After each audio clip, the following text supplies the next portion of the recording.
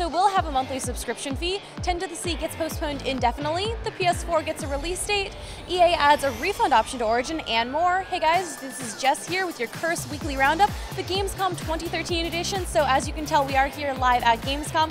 So this version of the Weekly Roundup might be a little bit less scripted than normal, so please bear with me. So first up, ZeniMax Online Studios announced on Wednesday that their highly anticipated MMORPG, The Elder Scrolls Online, will indeed have a monthly subscription fee of $14.99. Now, according to General Manager Matt Fiber, this decision was made because any other model they chose to go with would require sacrifices and changes that they were just not willing to make. Now, personally, I think this is a really good thing. Yeah, no one wants to pay more money, but when you see a monthly subscription fee that is for an MMORPG, in my opinion, that just kind of delivers a higher level of quality than you can really expect from a free-to-play MMO. But what do you guys think? Leave me a comment and let me know if you are in favor of Testo's monthly fee or if you wish that it had been a buy and then no monthly fee model instead. Next up, Mojang's formerly upcoming sandbox game 10 to the C has been postponed indefinitely. Now, Notch actually kind of indirectly announced this while he was streaming Team Fortress 2 one day and one of the viewers caught it. Basically, the rhetoric he used was that he has, quote, no future aspirations for the game. That means he's pretty much dropped it entirely, and instead he's going to be focusing on smaller games for the rest of his life, he says. Now, he did say that if someone else at Mojang wants to pick up development on 10 to the C, that's fine, and it could still happen, but basically from a buyer perspective, we're not really sure if we'll ever see this game actually come out or not.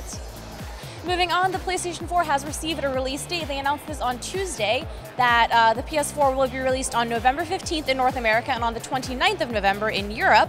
And now I know a lot of people are really skeptical about launch hardware, but on the other hand, it has received so many pre-orders that really it's kind of hard to argue with that. But really now, Major Nelson, the ball is in your court. When are we going to see the Xbox One release date? Come on, we're all waiting. And finally, EA has added a refund option to Origin. Now, basically the way it works is that within 24 hours of launching a game for the first time, or if you buy a game and never launch it, you have 7 days from the date of purchase or 7 days from the date the game was released if you pre-order to receive a full refund, and this applies to any downloadable PC or Mac title.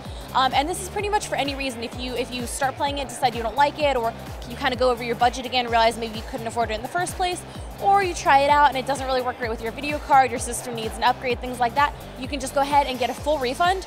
I think this is wonderful. It's definitely a step in the right direction. I know there was a lot of hate on Origin saying that it's not really as good as Steam, but I mean now Steam doesn't have the option for refunds. So once again, I think that EA is kind of taking a step in the right direction with their digital content distribution service. Well, but again, as always, leave me a comment and let me know if you guys are in favor of this refund, if you think this is a good thing, or if you think that in the end it doesn't really matter too much. Well, that's all we have for you this week, but as always, be sure to subscribe if you haven't already and give this video a like for gaming news. And once again, we are still here at Gamescom 2013, and as a reminder, all of your Gamescom coverage has been brought to you by Alienware. And next week, we're actually headed to PAX. I know, lots of travel for us, and all of your PAX coverage will also be brought to you by Alienware. So thanks for watching. Enjoy the game.